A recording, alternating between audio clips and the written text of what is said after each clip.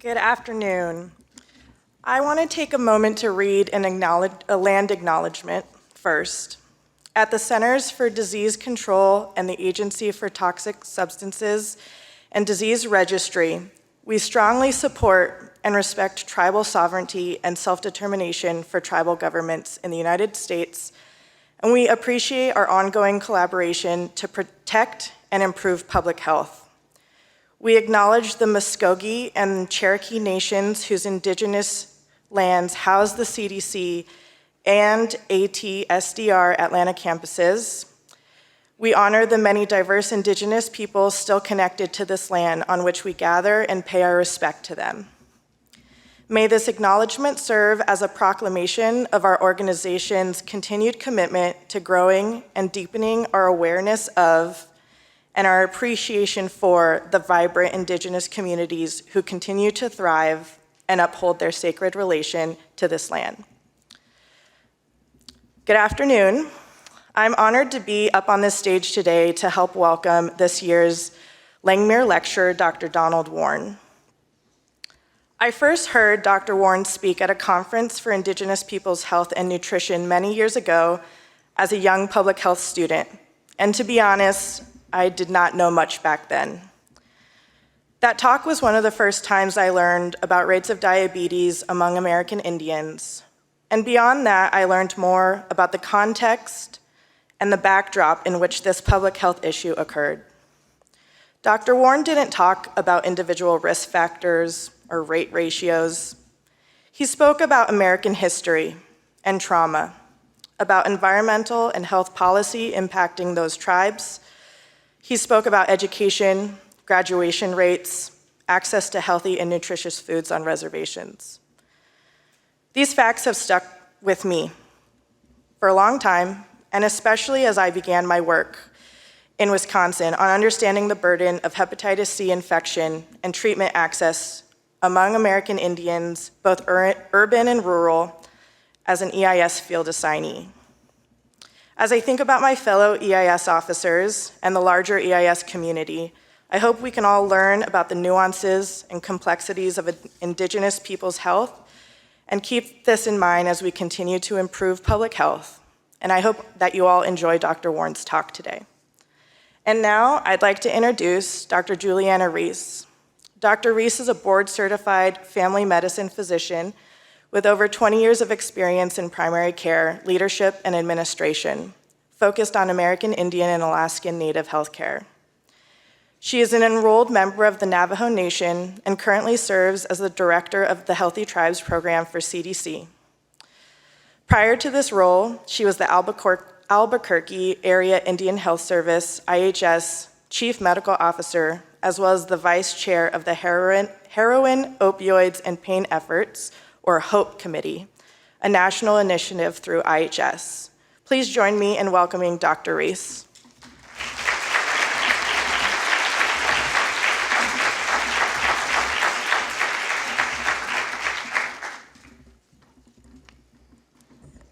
Thank you, Musheng. Good afternoon, everyone. Please allow me to introduce myself in Navajo, as is customary in my culture. Yat-e, Juliana Reese Nishia, Tkapan Nishle, Sanabishni Bashichin, Kia Ani Eda Shachedo, Ashihi Eda Shanala, Akut Asana Nishle. I'm Juliana Reese. I'm originally from a small town on the Navajo Nation called Fort Defiance, Arizona. My clans denote my matrilineal ancestry in my family. Thank you all for coming today. I am so very honored to be here to introduce to you my esteemed colleague, Dr. Donald Warne. Dr. Warne is the co-director of the Johns Hopkins Center for Indigenous Health and serves as the university's new Provost Fellow for Indigenous Health Policy. He is a physician, one of the world's preeminent scholars in Indigenous health, health education, policy, and equity, as well as a member of the Oglala Lakota tribe from Pine Ridge, South Dakota. Dr. Warne comes from a long line of traditional healers and medicine men. He is a celebrated researcher of chronic health inequities. He is also an educational leader who created the first Indigenous health-focused Master of Public Health and PhD programs in the United States or Canada at the North Dakota State University and the University of North Dakota, respectively. His career is informed by rich work and life experiences. He served the Pima Indian population in Arizona as a primary care physician and later worked as a staff clinician with the NIH. He has also served as Health Policy Research Director for the Intertribal Council of Arizona, Executive Director of the Great Plains Tribal Chairman's Health Board, and faculty member at the Indian Legal Program of the Sandra Day O'Connor College of Law at Arizona State University. Dr. Warne received a Bachelor of Science degree from Arizona State University, Doctor of Medicine degree from Stanford University School of Medicine, and a Master of Public Health degree from the Harvard T.H. Chan School of Public Health. The title of Dr. Warne's lecture is Engaging Indigenous Communities to Promote Health Equity. Please join me in a very warm welcome for Dr. Warne, our 2023 Langmuir Lecturer.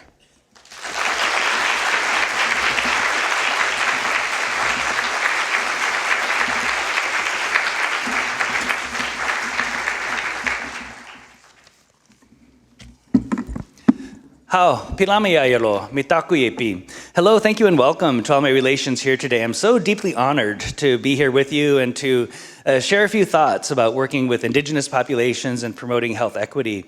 I'm originally from a small town called Kyle, South Dakota, on the Pine Ridge Indian Reservation. And I always like to ask, how many people have been to Kyle, South Dakota? 2, that's actually 2 more than usual. That's kind of really impressive, so very good.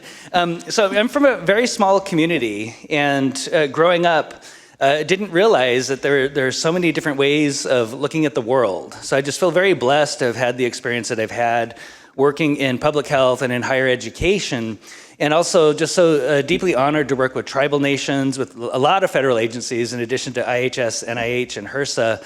I have served on a couple of committees through CDC. I was on the Health Equity Committee for the Advisory Committee to the Director a number of years ago, and also served on the Advisory Committee for Breast Cancer in Young Women. And unfortunately for American Indian populations, we see disparities just across the board.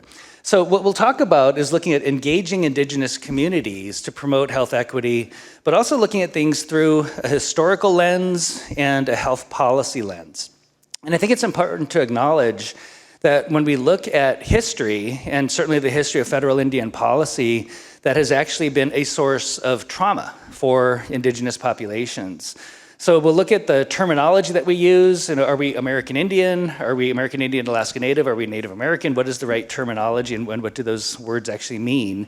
And then we'll look at a policy history and the impact of marginalization based on policy. And there is an intergenerational impact that has a direct impact on the disparities that we're seeing today. We'll also look at some contemporary challenges, but I think most importantly, let's identify collectively some potential solutions and how we can engage communities appropriately to promote equity as we move forward.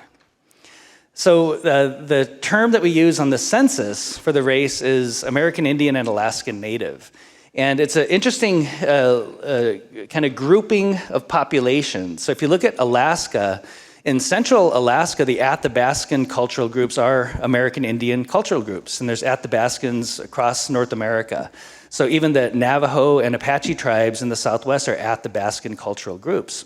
So Athabascans are in Alaska, and they are American Indian from a cultural perspective. But we have other populations in Alaska that are not American Indian. So for example, the Inupiaq populations, more commonly known as Inuit populations, they're more of a circumpolar cultural group. So we have Inupiaq people in Siberia, Alaska, Canada, and Greenland. So if you're in Alaska and you call them American Indian, they'll be offended because they're actually not American Indian, right? But why are we American Indians? Why are we called Indians? And it's really fascinating history. Christopher Columbus thought he was in India. Therefore, we are American Indians. So I'm an Indian because Columbus was lost at sea.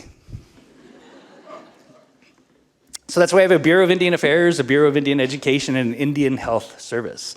But we don't like to lump all of the Indigenous Alaskan groups into American Indian. So that's why we have kind of this Venn diagram of American Indian and Alaskan Native. Well, within this population, we also have enrolled tribal members. And an enrolled tribal member is not a racial category, it's actually a political category. So much like being a citizen of the United States or a resident of a state, we are also citizens of our tribal nations. So in many ways, we have a tri-citizenship as enrolled tribal members, but also citizens of the US and residents of the states in which we reside. So enrolled tribal members is a subset of the American Indian and Alaska Native population. And it's, I think, from a data perspective and epidemiological perspective, it's very important to remember that the Indian Health Service user population does not represent all American Indians and Alaska Natives. So if we look at the most recent census data, there's well over 9 million people who identify as American Indian or Alaska Native on the census. The user population in the Indian Health Service is about 2 million. So the IHS database represents actually a minority of American Indians and Alaska Natives. So quite often I see IHS data being used to characterize the entire population. It's probably the best data set we have to look at our population, but it's not inclusive of everyone who's American Indian and Alaska Native. That's very important to keep in mind.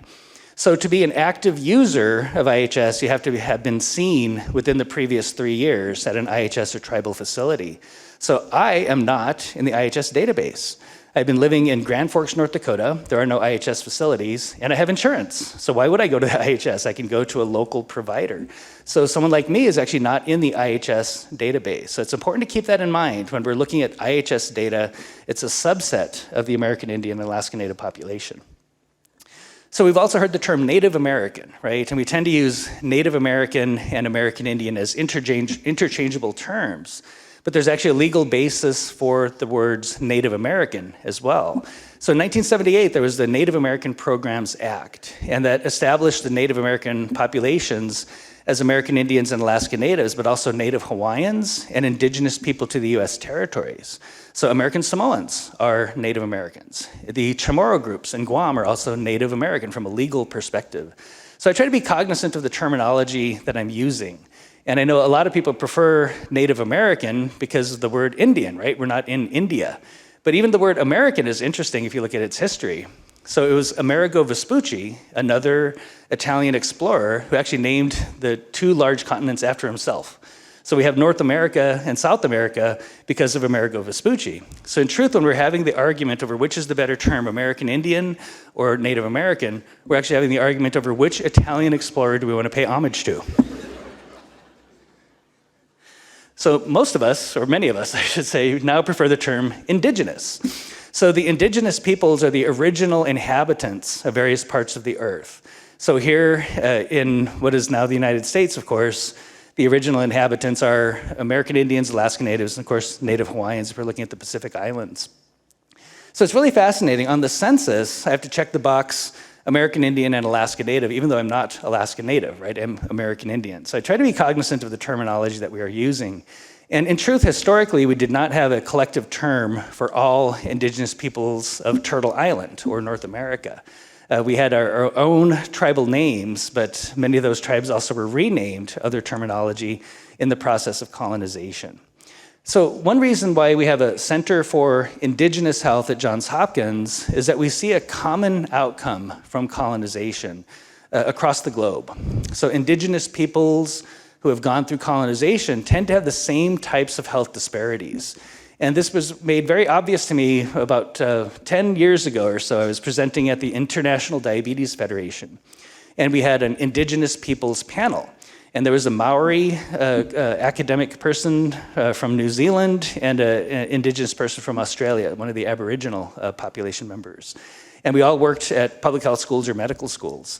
And we had never met before, and we were doing a presentation on diabetes in our indigenous populations. And we did essentially the exact same presentation 3 times in a row, but just different populations. The impact of colonization in terms of diabetes is really ubiquitous across indigenous peoples. And if we think about this, it makes a lot of sense. We've lost access to traditional foods, lost access to traditional economies, in many cases been marginalized or put into reservation communities, and then become dependent on federal government food programs and other types of challenges related to loss of land, loss of sacred sites, and loss of natural resources. So not surprisingly, there is an intergenerational impact. And we have to think of this in terms of trauma. And there's many types of trauma, right? There's physical trauma, like a physical injury, And in recent years, there's been a lot of work looking at emotional and psychological trauma and what is the long-term outcome of traumatic events on long-term health for individuals. So trauma could be a one-time event, like an accident or injury or death of someone close to us, that can have an impact on our well-being.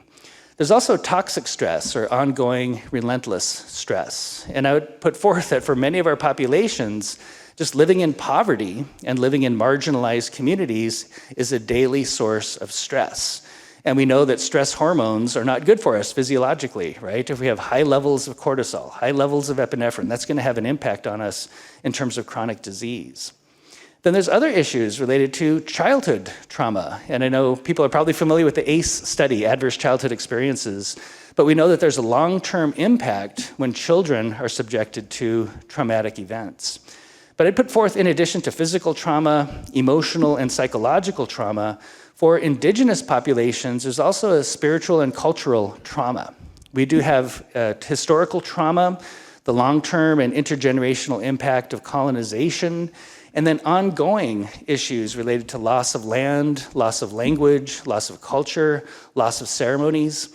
It's a little-known fact, but in the United States, a nation that was founded partially on the idea of freedom of religion, our religious practices were actually made illegal. So you can look this up. It's the Code of Indian Offenses in 1883. Code of Indian Offenses. There's websites that you can review if you're interested in this. But it made the work of our traditional healers, medicine men, medicine women, actually illegal. And in particular, the Sundance, one of the most sacred ceremonies in my tribal community, was actually made illegal. It was against the law to practice traditional religion and traditional ceremony. And little known fact, most people aren't aware of this, but it actually took until 1978 when we had the Indian Religious Freedom Act to reverse the impact of the Code of Indian Offenses. Isn't that remarkable? And most people aren't even aware of that. And we like to think of freedom of religion as a founding principle for our great nation, but it was freedom of religion for all Americans except Indigenous Americans. And that's part of our truth, and that does have a long-term impact on populations. And I wish we were beyond the point of marginalization and racism, but we're not. I mean, if we're honest with ourselves and honest as a nation, we have a lot of work left to do to overcome some of these challenges that are creating toxic stress in many of our communities, including American Indian populations.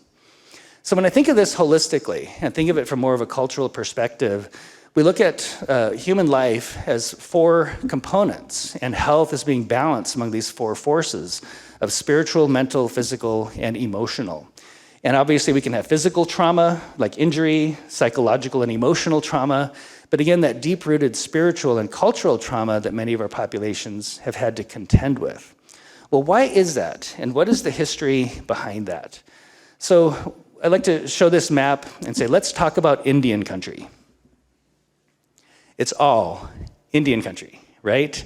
This is all indigenous land. And I really appreciate the land acknowledgement to start the discussion today, to recognize that this, in historical context, this is all indigenous land. And of course, the colonies, the process of colonization was really devastating to many of the northeastern tribes. So those 13 colonies, we saw a lot of loss of life, a lot of warfare, and even the spread of disease, sometimes intentional spread of disease. I'm sure people are familiar with Amherst, Massachusetts, and Amherst College, right? Named after Lord Jeffrey Amherst. And he's very well known in Indian country because he is the one who ordered the distribution of blankets from a smallpox hospital to the regional tribes with the purpose of killing them. And people have a hard time believing this because it's such a devastating component of our history and does not paint us in a very good light, right? But it is the truth. You can actually Google, I like how Google is a verb, right? We can look this up. But Amherst and smallpox, and you can find these letters that were actually written by Jeffrey Amherst. And I know it's in cursive and a little bit difficult to read, but here he states, "You will do well to try to inoculate the Indians by means of blankets, as well as to try every other method that can serve to extirpate or get rid of this execrable race. Extirpate this execrable race. I should be very glad your scheme for hunting them down by dogs could take effect." Isn't that remarkable? And this is part of our history. And I find it really fascinating, the time frame that we're living in. There's kind of a pushback against the truth of history in some sectors of our society. But it's important to understand the history, to understand where we are now. Why is it that we have such tremendous disparities? We have to be honest about history. So I talk about these things not to make anyone feel bad. That's not the point. I talk about these things because it's the truth. And if we are ever going to get to equity, we have to walk through truth, even when it's unpleasant, even when it makes us uncomfortable. There's no path to equity without walking through truth, and we have to be cognizant of that. So what do we do now? We honor Amherst, right? Amherst, Massachusetts, Amherst College, UMass Amherst. So we're celebrating someone, and in truth, this is our earliest documented case of bioterrorism, purposeful killing of indigenous peoples by the purposeful spread of smallpox. Isn't that remarkable? And this is a part of our history. It's not a pleasant part of our history, but it is the truth of why we are in the circumstances we are now. So that explains a lot about the Northeast, but what about the Southeast? In 1830, there was a law called the Indian Removal Act. Think about that, just the title of the law, Indian Removal Act. And that's the law in which we removed tribes from the Southeast to what is now Oklahoma. So it's also known as the Trail of Tears. I'm sure people have heard that terminology as well. So think about that. Why are we in Atlanta, Georgia, instead of home to the Cherokee and Muskogee nations? It's because of removal. The city of Atlanta was actually established in 1837, and the Removal Act was in 1830. Get the American Indians out of the way, Indian removal, to establish places like this, like Atlanta, Georgia. So how often do we think about that? How often do we acknowledge that there were policies that led to the removal of indigenous peoples to what is now Oklahoma? Well, in that process, it was really fascinating. So some of the tribal members refused to leave their homeland, so they stayed put, whereas others were removed to Oklahoma. So that's why we have this interesting dynamic now where we have Seminoles in Florida, Seminoles in Oklahoma, Cherokees in North Carolina, Cherokees in Oklahoma, Choctaws in Mississippi, Choctaws in Oklahoma. You kind of get the idea. So in Oklahoma, there are 38 federally recognized tribes, of which only 4 are originally from Oklahoma. The rest were removed from other parts of the country. So that's why we have these dynamics now, and relatively few American Indians left in the eastern part of the United States. There was a policy basis for this. And think about the loss of land, the loss of territory, the loss of natural resources, the loss of traditional food systems, and then the dependence on government programs for food. So it wasn't just in the East. The discovery of gold was devastating for the tribes in California. And unfortunately, after the discovery of gold, there was a gold rush, and there's a need to basically get rid of the tribal members who were in the way. And the original governor of California, Peter Hardeman Burnett, from his State of the State address in 1851, he said that a war of extermination will continue to be waged between the races until the Indian race becomes extinct, must be expected. Must be expected. Well, we cannot anticipate this result, but with painful regret, the inevitable destiny of the race is beyond the power or wisdom of man to avert. And of course, we didn't have census data back then, but it's estimated that out of well over 150,000 American Indians in California by 1873, so not too long after the gold rush, there's only about 30,000 indigenous people left in the state of California. So these are parts of our history that I wish were better understood. I wish they're even mentioned in history books. I went through my own schooling and didn't learn about this in school. And I certainly didn't go to medical school planning to become a historian. But it turns out we have to do this on our own to understand the truth of history because it's not generally provided. And we have to look at this in the context of how does this lead to public health disparities? And what are the things that we need to do in epidemiology, public health, medicine, and health sciences generally to better address these challenges? Because one size does not fit all. And historically, that's kind of the approach that we have taken. So we have to understand the context of history and the communities that we are working with. So in recent years, much of my research has been focused on the impact of historical trauma, adverse childhood experiences, and other social dynamics on health outcomes. And in even more recent years, we're looking at also at the strengths of indigenous culture and the resiliency focus, that there's so much about our cultures that are protective of health. So it's not just all about risk factors. But I think it's important to acknowledge the genocide and the historical trauma that has had a direct link to chronic disease disparities today. Another component of our history is the boarding school experiences. I'm sure people are familiar with this. And in May, through Deb Haaland's office, the Secretary of Interior, they did put forth a boarding school report. And it was the first time that we saw compiled into one document the full extent, at least to our knowledge at this point, of the numbers of boarding schools and the impact of the boarding schools. So the boarding school era was an era in which the goal was to basically get rid of the culture of American Indians. And the strategy was putting children into boarding schools and making it against the rules for them to speak their language or practice their culture. So it was a process to integrate American Indians. And the way this was done, the way families were compelled to give up their children, is that when we had the reservation system, we no longer had access to our traditional food systems, right? So we're dependent on the federal government for food distribution or rations. So what the families were told was either give up your children to go to boarding school or we will withhold your rations. So give up your children or starve, which is why thousands and thousands of American Indian children wound up in boarding schools. And again, I don't say this to make anyone feel bad. That is not the purpose. And no one here is at fault for what happened well over 100 years ago, right? But I talk about these things because we have to be strong enough as a society to recognize the truth, to embrace it for what it is, and then more importantly, find solutions. But if we don't know the starting point of the disparities, how are we going to find the solutions? We have to really understand these things, even when they're difficult to think about. This is a picture from the Carlisle Indian School in Carlisle, Pennsylvania. And I know it's difficult to see all of the individual faces, but I have 4 children, and I've seen a multitude of class pictures. And I always see laughter and smiling and joy in those class pictures. But I look at this one and I don't see any of that. I see anger, I see fear, I see sadness. All these American Indian children put into basically military-type uniforms.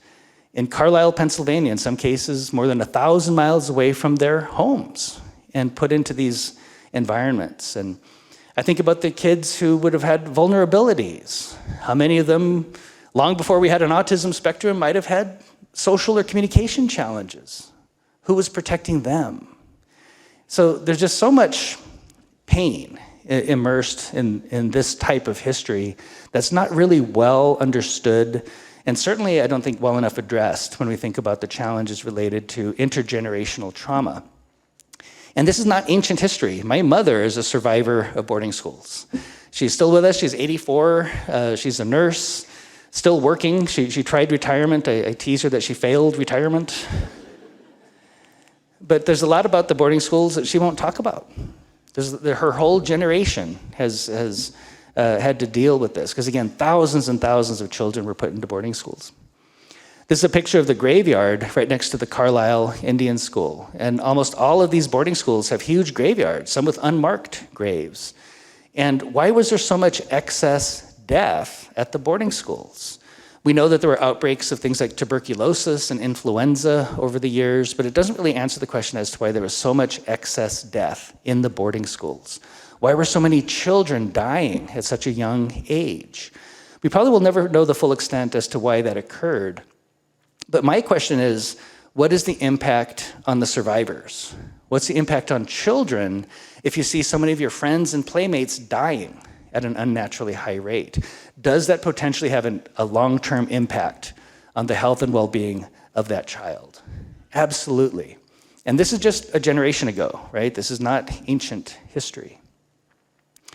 So a lot of the work that we're doing now is looking at epigenetics and trying to understand what are the changes to DNA that occur when there's toxic stress, and might some of those changes be transmissible across generations? And there's some really compelling evidence that this does occur, and perhaps epigenetics will be a scientific platform to better understand the impact of historical trauma.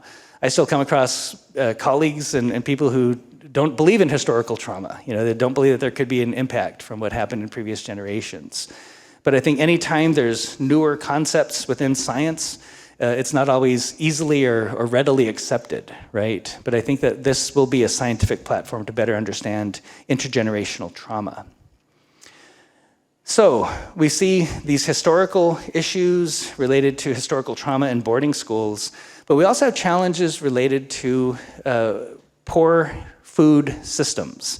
As was mentioned, this is another arena in which I work, and looking at the food systems that are available to tribal members. So through the USDA, we know there's the WIC program, right? Women, Infants, and Children. And they've done a lot of improvements over the last decade in promoting breastfeeding in the WIC programs. But when I was a full-time primary care physician back in the 1990s, the reservation where I worked, the WIC program was basically a baby formula distribution center, just handing out baby formula. And think about the word formula. Does that sound appealing to anybody? Come on over, we'll have a glass of formula, right?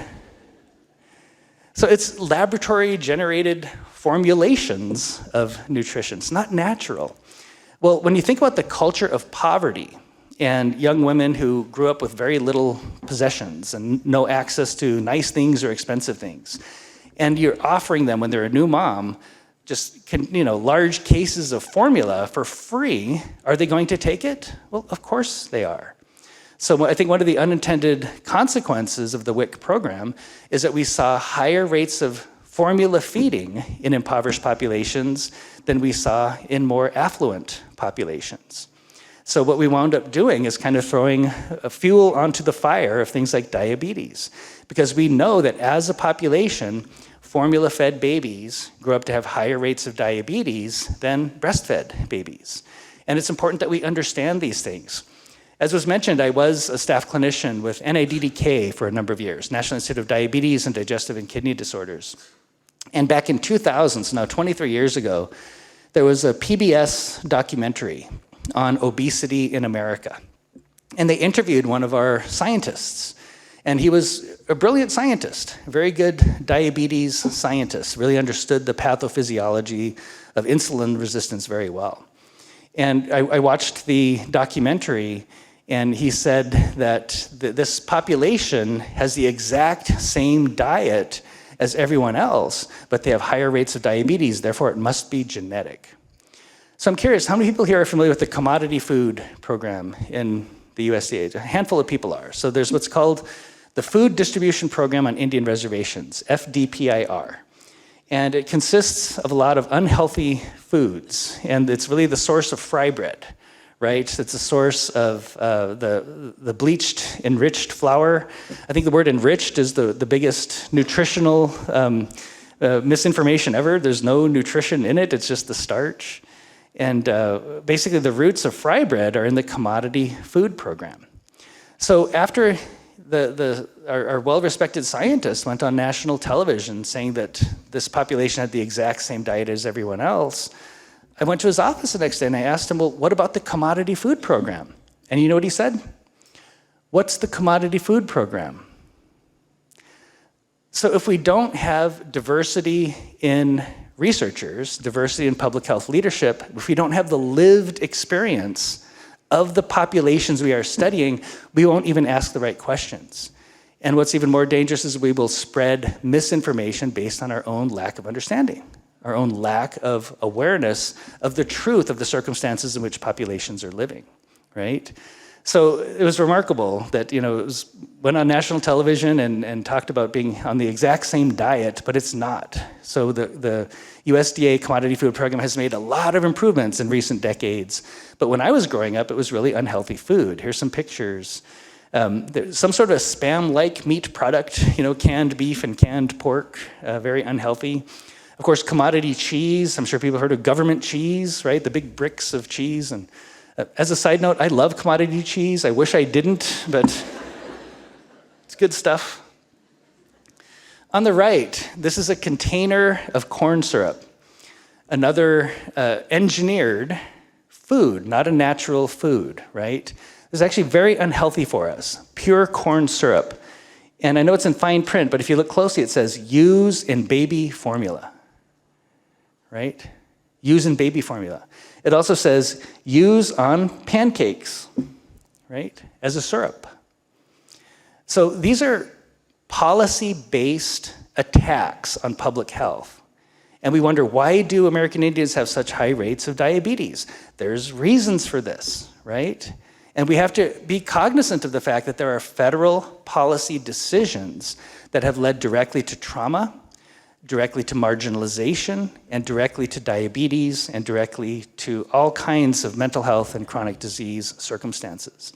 We have to be cognizant of that. Because unfortunately, in my own career, in my experience, I've seen many of my colleagues kind of blame the victims, right? Well, they must be too lazy to exercise, or they just don't care about healthy food. You know, there's all kinds of judgment that's being made coming from a place of lack of awareness. I don't think it's, from an evil place, it's just lack of awareness. We need to be more aware of the truth of our history if we're going to develop solutions that make sense. And this is a part of our history.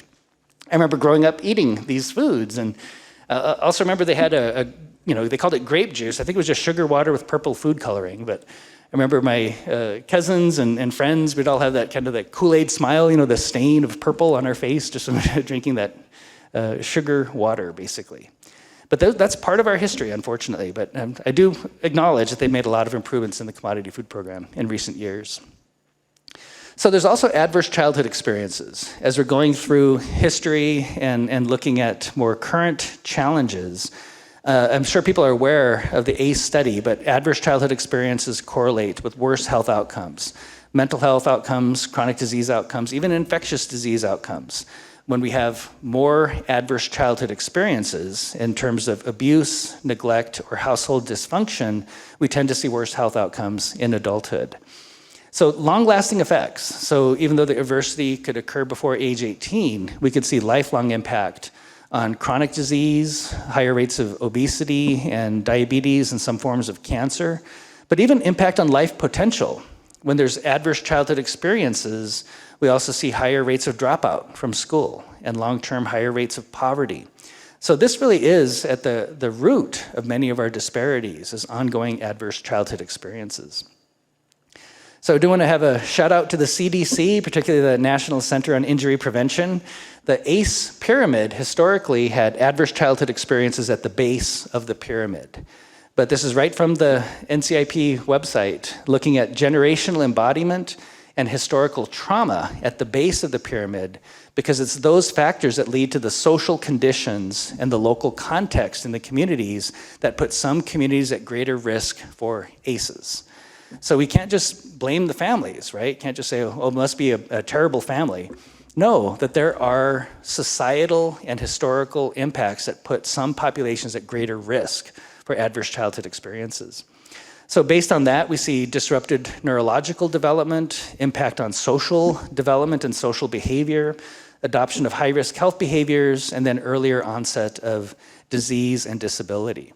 Essentially, all of the disparities that we see in American Indian and Alaska Native populations are also the same types of health issues that are correlated with adverse childhood experiences. This is where we need to put much more effort and much more resources in terms of preventing ACEs from occurring in the first place. I also want to commend CDC on the wonderful reports looking at the impact of COVID-19 on life expectancy. And unfortunately, we already had shorter life expectancy pre-pandemic in 2019, but as we can see, we had terrible reductions in life expectancy in the American Indian and Alaska Native population through the pandemic. And if we look at it in terms of years of life expectancy lost, for males, isn't that remarkable? Loss of 7.1 years due to the pandemic. And this isn't because of less vaccinations, it's because of all the comorbidities that put us at risk for bad outcomes. So all of those comorbidities, higher rates of obesity, diabetes, heart disease, lung disease, that puts us at risk for more hospitalization and more mortality from something like COVID-19.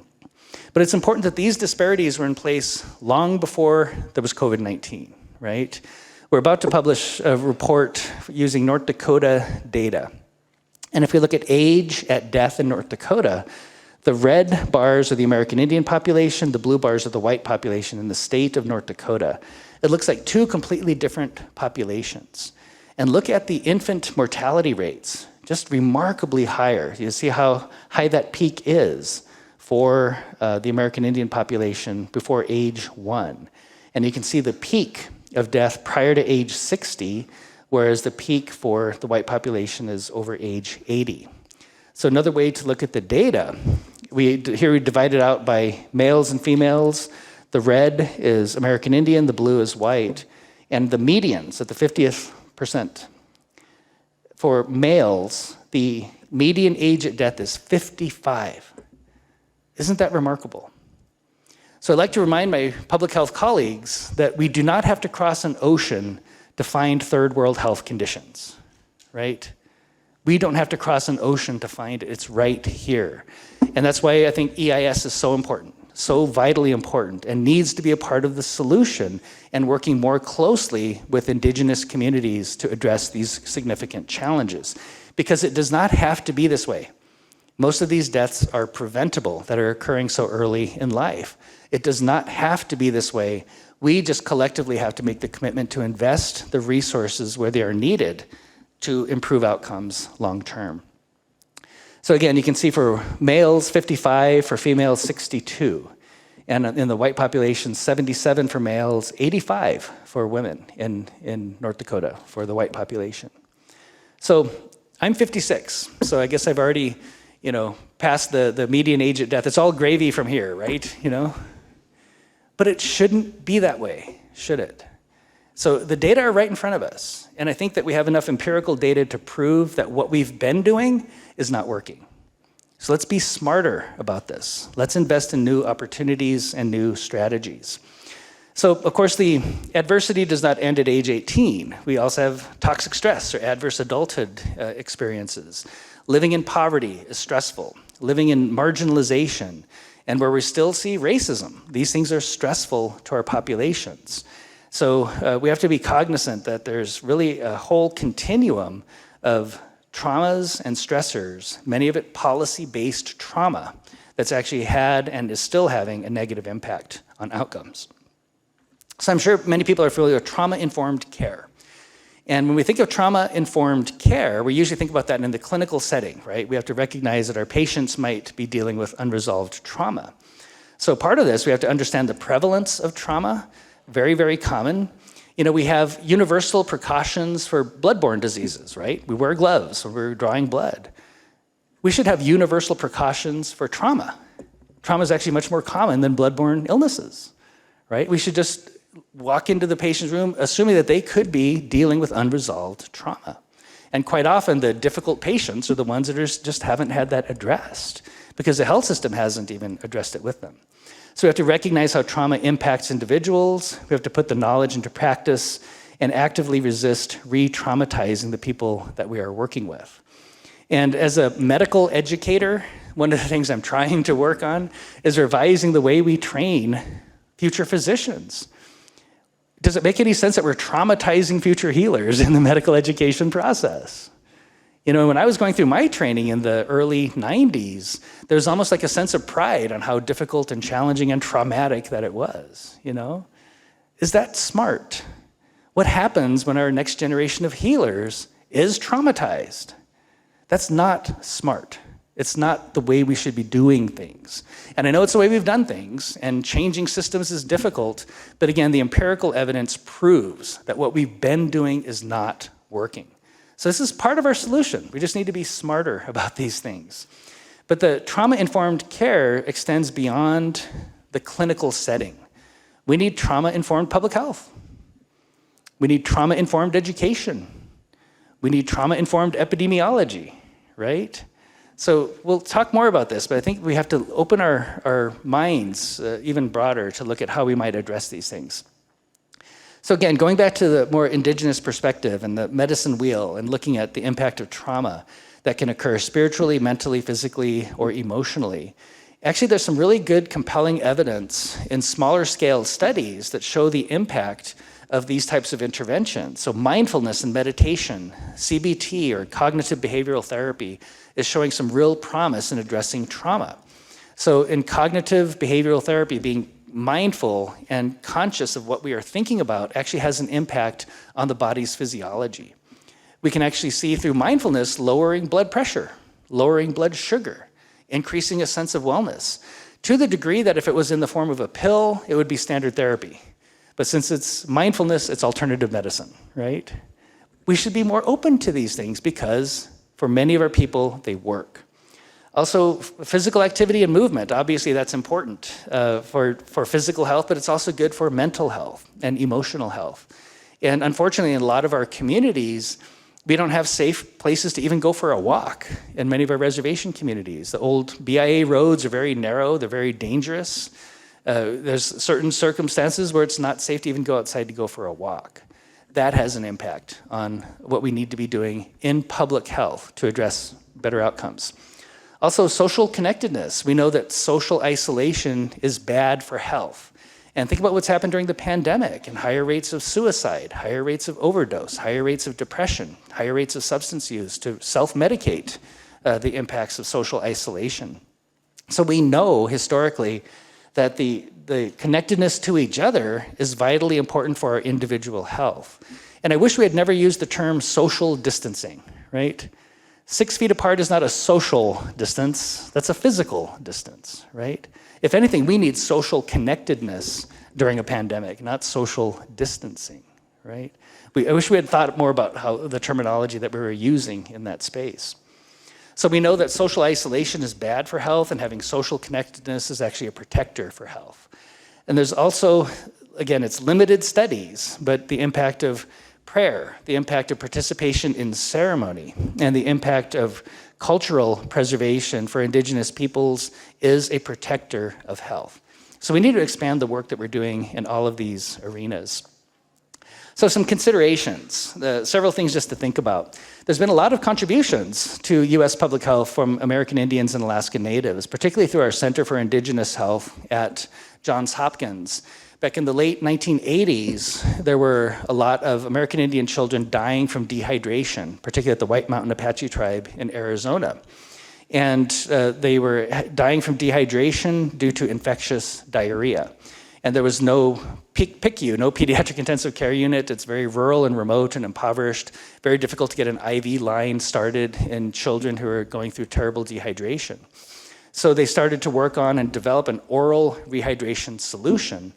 Johns Hopkins working with this particular tribe, and that oral rehydration solution became Pedialyte. So if you ever used Pedialyte, that's actually from an American Indian population that actually studied this and tested it and proved its efficacy. And then multiple vaccines, including Hib, rotavirus, COVID-19, and others that have been studied in American Indian populations. Also, again, I used to work for NIH. A lot of what we've learned about preventing diabetes, like the diabetes prevention program, but also treating diabetes and trying to prevent kidney failure. A lot of that was learned from studying American Indian populations. We also have to promote more respect for indigenous healing systems and methodologies. You know, historically, we would use willow bark as a medicinal tea. And of course, that's the source of aspirin, right? Acetyl salicylic acid comes from willow tree bark. So historically, it was willow tree bark until Bayer discovered it, and now it's aspirin, right? And so now it's a accepted modern Western medicine. You know, we might have some osteopaths in the room, doctors of osteopathy. The individual considered the father of osteopathy is A.T. Still. He grew up in Missouri, and he actually learned the principles of osteopathic medicine from the Shawnee and Oto Indians. Osteopathic medicine is traditional indigenous medicine. But in many ways, these things are co-opted and then no longer understood to have the indigenous roots that they do. So we have disparities pre-K to post-doc. We unfortunately have few role models in public health leadership, health sciences, and higher education. I always like to point out, I'll ask, how many deans of a medical school deans are American Indian in the US? I'll give you a hint. You can count them on 0 hands. This is 2023. 0 American Indians serving as the dean of a medical school. Is that acceptable? Is that the way it should be? But even other agencies, it wasn't until Deb Haaland became the Secretary of Interior that we finally had an American Indian in a cabinet level role. Isn't that remarkable? It took till the 2020s for that to occur. So a few role models and still ongoing challenges, including a one-size-fits-all approach. And I know this image is used a lot in different settings. I'm sure you've seen this one or similar ones. But we are trying to achieve equity. It's not just the package of services or the curriculum that has to be the same. What we need is equitable outcomes, which means that sometimes we have to do things in unique ways. We have to find unique solutions for populations that have unique histories. In many ways, it feels like I'm saying 1 + 1 = 2. But it's very difficult for systems to change and to recognize that some populations need unique interventions. And it's incumbent on us to find those interventions in close collaboration with the communities that we are working with. So I'd shown this image for years, and a few years ago, someone sent me an image that I think is just brilliant. And the question is, what is that fence doing there in the first place, right? Is it the package of services to overcome the barrier, or do we just need to get rid of the barriers? And I think there's a multitude of things that we could consider, things that we should try to do, starting with respecting and integrating Indigenous knowledge and Indigenous health sciences education. We have our own ways of doing things that are valid. They haven't been adequately studied. We don't have enough Indigenous researchers looking into these things. But we also have to be able to respect and understand history, right? The true history that has led to some of the challenges we're facing. We also need a wise practices approach to public health and epidemiology. So quite often we say evidence-based practices, right? My question is always, whose evidence is it? If it worked effectively in Atlanta, does that mean you can just package it up and plop it down into Pine Ridge, South Dakota and expect it to be effective? Maybe, but maybe not. The context of community is vitally important in developing meaningful solutions. That's got to be part of our approach. So let's look at evidence-based and best practices, but let's also use Indigenous knowledge, Indigenous language, Indigenous methodologies when we're applying those practices. So in addition to trauma-informed care in the clinical setting, again, we need trauma-informed epidemiology, trauma-informed public health, and we need to better understand the impact of historical and intergenerational trauma. We need to develop the Indigenous public health evidence base, right? We need more studies, more evaluation of programs that are going on in our communities. And we have so many programs that look highly effective and very promising, but they've never been formally evaluated. And we have to respect Indigenous evaluation methodologies. We have different ways of evaluating. And think about the word evaluation. The core of that is values, right? What is important to us? Are we even measuring the right things? Are we measuring things in a culturally relevant manner, right? So we have to open our minds to understand that there's other ways of looking at this. We've had some wonderful discussions in the last day and a half looking at how we could expand the American Indian or Indigenous public health workforce. That's something that's desperately needed. We need more of our own people going into this work, but also more Indigenous EIS participants as well, right? That's got to be part of our priority. Very challenging. We need to respect and integrate principles of tribal data sovereignty. That's a challenging task, right? That tribes are sovereign nations, sovereign entities. They own and control their data. But how can we work collaboratively to ensure that we're using the data to address health inequities and to improve health outcomes? Need more funding for infrastructure to support our populations and certainly for data collection as well. So we need those resources at the tribal level. Using Indigenous methodologies, but also engaging communities and focusing on community-based priorities, community-driven priorities. Quite often the priorities are set at the agency level, kind of at a national level, and then those priorities then trickle down into the communities, whether or not it's their priority, right? Is that smart? Is that effective? I'm from the government and I'm here to help approach is probably not the best strategy in a lot of our communities, right? Let's work in collaboration. Let's jointly develop the priorities. Let's jointly develop the evaluation measures. Let's jointly develop the research questions. Let's jointly develop the programming. We need community engagement to do that, but we also need more champions within these arenas. So for all of you, as critical allies of public health and Indigenous health, we need to respect and honor you and be inclusive. We don't have enough of our own people in these roles to adequately address the challenges we're facing. We need each of you to work with us. We need allies that are genuinely committed to improving outcomes. And then why not an Indigenous EIS program or field epi training program? Wouldn't that be a wonderful outcome, thinking about these discussions? So I'd like to end with a quote from Black Elk. Black Elk was a traditional Lakota leader from more than 100 years ago. And I really like this quote from him. He said, "Of course it was not I who cured. It was the power from the outer world, and the visions and ceremonies had only made me like a hole through which the power could come to the two-leggeds.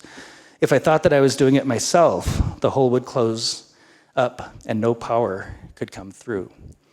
And what he's talking about is humility and recognizing that he does not own the healing power. And when he's humble and operates in a humble manner, he has access to healing power that he can channel in the right direction. And I think about that in healthcare. When we lose our humility, we lose our ability to heal. In education, when we lose our humility, we lose our ability to teach. In law enforcement, when we lose our humility, we lose our ability to promote justice.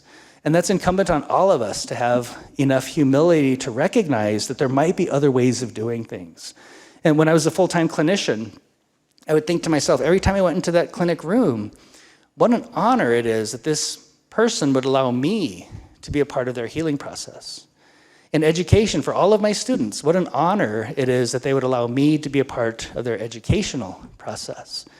And I mean this very sincerely, that I'm deeply honored that you'd allow me to be a part of your EIS conference and this distinguished lecture. Wopila, Lila Wopila Tanka. Thank you all very much.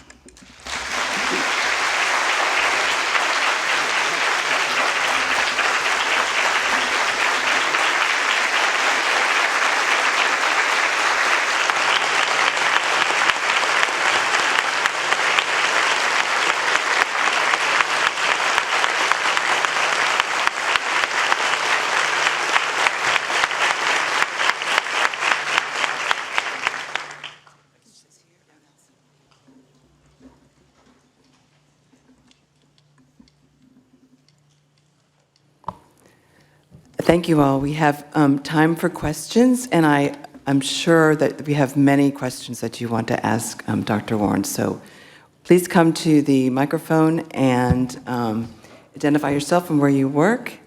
I'm going to start with my colleague, Dr. Barfield. Good afternoon. I'm Dr. Warne, Wanda Barfield, Division of Reproductive Health, EIS Class 2000. I think your suggestion of an endogenous EIS, CSTE, everything would be fantastic. But the question I have for you is one about data sovereignty. Could you just talk a bit about that in terms of what it means, why it's important for epidemiologists and public health officials to understand? Yeah, absolutely. And it's a very challenging arena. And there's been a lot of recent work and publications addressing some of the challenges from a tribal perspective. But the tribes are sovereign nations and own their own data. And even when we're funding research through NIH, it's clear that there's data sharing agreements where the tribes do control their own data. And I think the challenge is that historically, particularly in the research arena, I think tribes feel like they've been taken advantage of and haven't had their priorities necessarily addressed. So in a way, it's almost a pushback against some of the historical challenges. But tribes own their data, and they choose how to use it and how to share it. The challenge with that is then quite often we have smaller denominators, right? We don't have enough data in some of our populations. So ideally, we would be pooling data and accessing it and analyzing it, but it has to be done in a manner that respects tribal sovereignty. So there's ways to do it, and there's very good case examples of how to do it with data sharing agreements.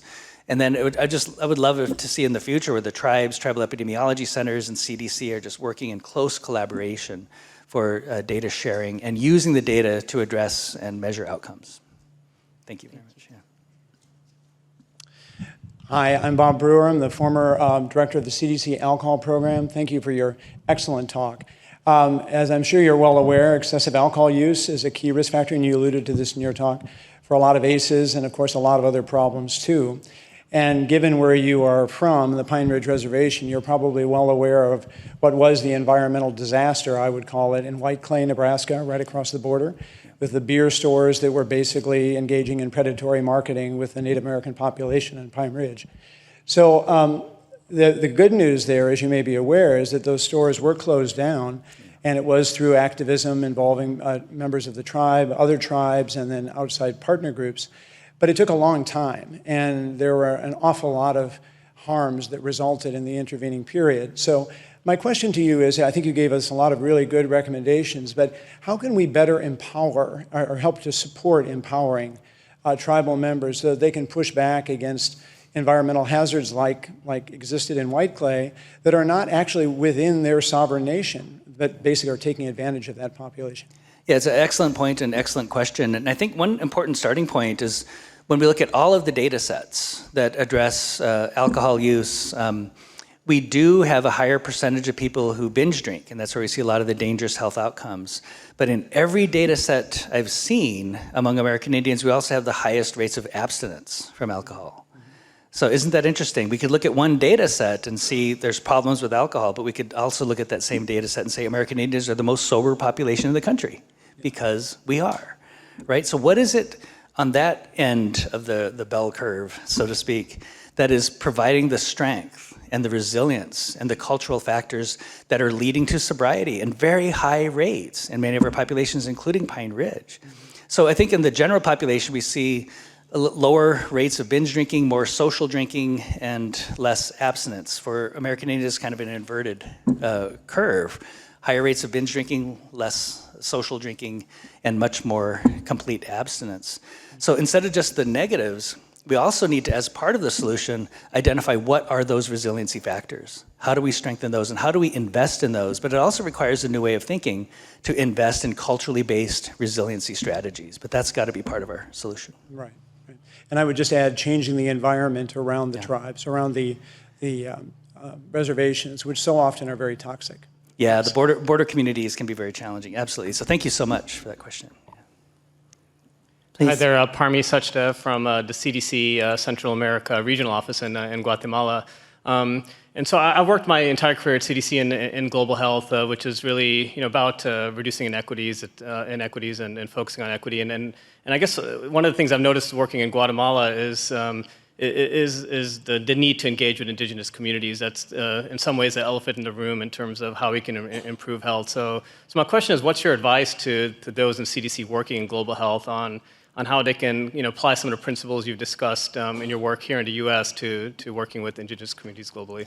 And it's a very important issue, and I think one thing to keep in mind is that there's such diversity across indigenous populations, diversity in cultures, diversity in health patterns, and diversity in language, but also even diversity in the governance structures of the countries in which they are located. So there wouldn't be kind of a one-size-fits-all approach. It would have to be each population engaged with a unique strategy, but the best way is to have local champions, that at least with the community engaged research and other projects that I've done, having local champions who can advocate for these efforts is much more effective than having teams of well-trained scientists, for example. So cultivating and growing the local indigenous champions for these efforts would probably be a good strategy, but I would envision each community would be just a little bit different. Each nation would be different in terms of how that's done. Thank you. Hi, thanks so much for the talk. I'm Parsa Bastani. I'm a first-year EIS officer. My background's in anthropology, and so this question is a little bit based in that past training I had. But one of the I don't know, concepts or topics that I heard a lot while I was doing my PhD from Indigenous scholars was that, to push against the idea that settler colonialism is something of the past. And it's very much active today in the United States, and there's it's not just a legacy, it's continuing. And I was just wondering if you could speak about that a little bit, and also, speak about how, if what your thoughts are on that, but if we do think of settler colonialism as something that's continuously happening, how does that affect what we think about public health for indigenous communities? Some of these offenses are continuing to happen, we're not just facing the consequences of something that happened 50, 100, 200 years ago. Thank you. Yeah, a great question. There's clear examples just in the state of North Dakota, the Dakota Access Pipeline issue, for example. The more direct route and the narrower part of the river where that pipeline would have gone for oil was actually right next to Bismarck, the state capital, but they didn't want it there, so they put it just north of the reservation, the Standing Rock community. So that is just a clear example of looking at our population as less valued, right? And so that's still going on now. And even challenges in some states pushing back against tribal ID to vote, trying to marginalize even further. So it's still going on, and there's just many, many examples of that occurring now. So we can't think of the impact of settler colonialism or the idea of colonization as just something that's in the past. There's remnants of that activity going on forward, and certainly has an impact on public health. Yeah. So thank you. Yeah.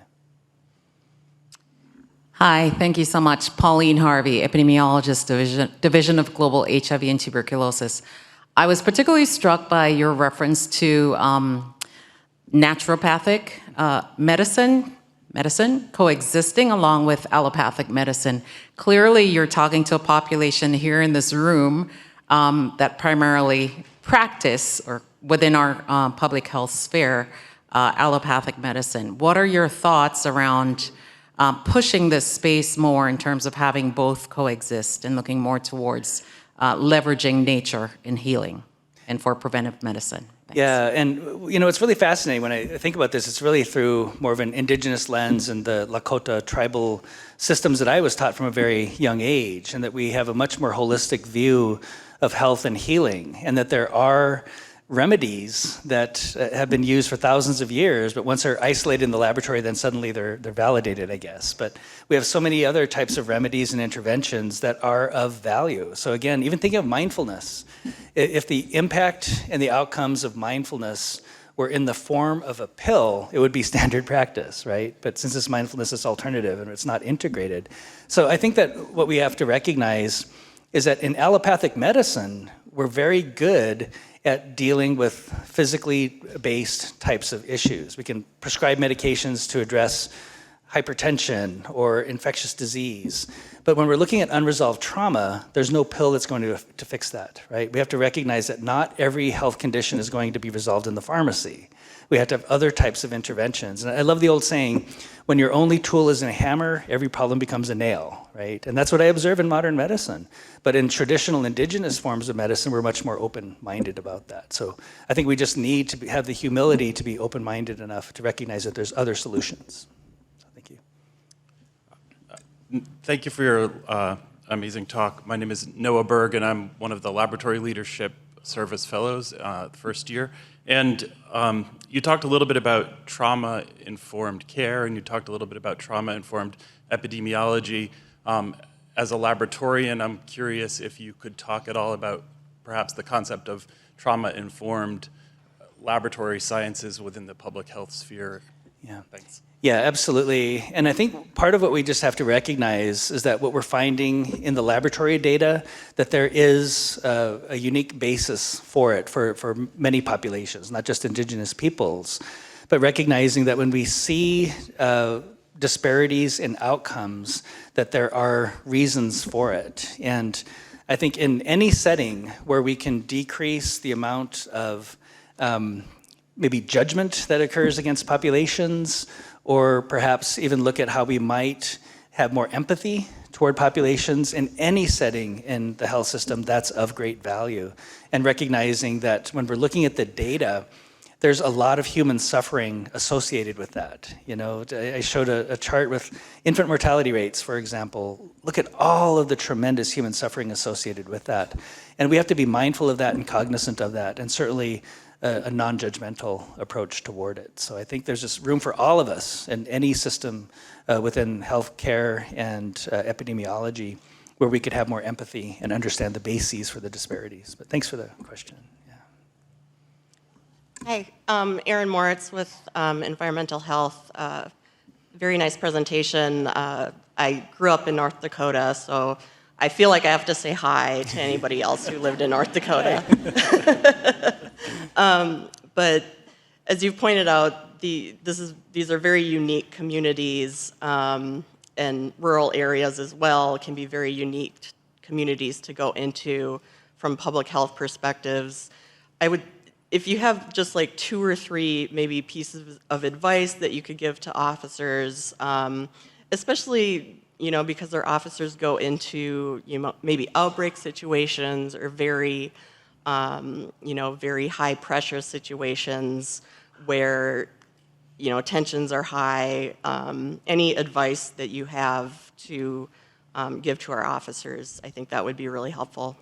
Yeah, and that's a great question. I know that quite often when there's a response, there's immediacy and there's challenges just related to getting everything set up. But in an ideal setting, which does not always occur, of course, but having a good understanding of the history of that community that we're working with. What is their history? What is their language? Why is it that they live in the certain arenas that they do? And what are their perspectives on health? What are the sources of some of the challenges? When we had the hantavirus response back in the 80s and 90s, it was really remarkable. They actually convened, EIS convened traditional Navajo medicine men, and they said, well, it's because we had a lot of rain, an unusual amount of rain upset the balance of things and led to this virus. And one of the CDC representatives was just wonderful. He said, well, that's absolutely true. Because of that, there was more vegetation, there were more field mice, therefore there was more hantavirus. So I think being respectful of traditional perspectives and seeing where the touch points are, where there's integration of indigenous knowledge and medical science or epidemiological science, because those are not mutually exclusive. So as much as we can, understand the communities that we're working with and being respectful of indigenous knowledge. Thank you. Thanks so much for a terrific talk. My name is Karen Landman. I'm a health reporter at Vox and EIS class of 2012. STIs are on the rise, especially syphilis, and especially congenital syphilis. And the racial ethnic group with the highest rates of rise and the highest rates altogether are American Indian and Alaska Native. I wonder what you think are the most important components of a good public health response to this emergency unfolding in these communities. Yeah, and again, the messenger really matters. In Indian country, probably any population, the messenger really matters. And the more we can do to identify and cultivate champions from within the community who can help share the messaging and who can help with the health education. And again, it's not just, historically in public health, we haven't done a real good job of that type of communication, like really busy posters with lots of words and put it on the wall. That's not going to do anything, right? We actually have to make sure that the messenger is someone who's respected and will be listened to. So the more that we can do to identify champions for this type of an issue and effort for response and prevention, I think that's going to be our best strategy, is making sure the people relaying the messages are actually community members. So it's got to be an important part of community engagement. Yeah. Hi, my name is Soilan Banerjee. I'm a mathematical statistician here in CDC, in Center for Environmental Health. And thanks for so powerful talk about these issues. And it seems to me, as I was watching your picture of all these things that you have shown here, this is an enormous problem. But do you think that only the epidemiological studies that you are showing can solve the problem? I was thinking that, like, what about the political representation of indigenous people? And do you feel like that you should work towards that? That way you will have like senators, House of Representatives, who can take the issues of the indigenous people. They will understand what is going on. Like you pointed out, that people really didn't understand what was, and even now maybe there are issues that people will not understand. These epidemiological studies, of course, help people become knowledgeable about it, but I was thinking that politically, do you have any solution to intervene in this type of thing? Well, there's certainly a lot of work going on in that space. We need a multi-pronged approach. It's a very dynamic challenge. We need a dynamic response. So the political side certainly is a component of that, and we just don't have adequate representation. As I'd mentioned, it took until this administration before we finally had an American Indian cabinet level position, with the Department of Interior. But we also need more of our own elected officials. The challenge is that where we see the highest concentrations of American Indian population, we also see a lot of political challenges and pushback against ideas related to equity and diversity. So we just happen to be located in states where that's not well received and there's pushback, active pushback against it. But we still need to push in that direction. We need more people even on school boards, look at curricula and the books that we're using. We need more people at state legislative decision-making regarding things like Medicaid and other real practical programs and solutions to address health equity. But certainly at the national level, and I don't know if I'll see it in my lifetime, but I would love it if eventually an Indigenous American was the President of the United States. I would love to see that. Thank you. Please. We have time for one more question, I think. Yes. Thank you. My name's Eric Mooring, EIS class of 2019, and now at the Center for Forecasting and Outbreak Analytics. I was really struck by your comment about values being the central part of evaluation and how different people and groups have different values. They are working towards different goals, and that's an eminently reasonable thing. I wonder if you have some examples of evaluations of public health programs, or I guess any other sort of program for that matter, that have really tried to start from the perspective of understanding what are even the values and the outcomes that we're trying to optimize, as opposed to just assuming that there's some thing to be evaluated and then kind of going off to evaluate that. Absolutely. So when I worked at the Great Plains Tribal Chairman's Health Board, I was executive director there, and we did have a grant from a federal agency, which will go nameless. But we actually, part of our outcomes evaluation included intergenerational communication. We wanted elders and youth to come together. And what we were told by the program official is that, no, that's a process. Right? No, for us, that's an outcome, right? So, and that's just a difference in values, right? What's more important? I mean, from maybe the non-Indigenous, purely scientific perspective, that is a process, but for us, that's an outcome, So even just how we frame what's process and outcome is purely values-based. And again, I think with the lack of diversity in those decision-making arenas where we're identifying outcomes, that we tend to see challenges related to culturally relevant evaluation measures. So, but that's just one example of many, many that we could talk about. Thank you. Yeah, thanks.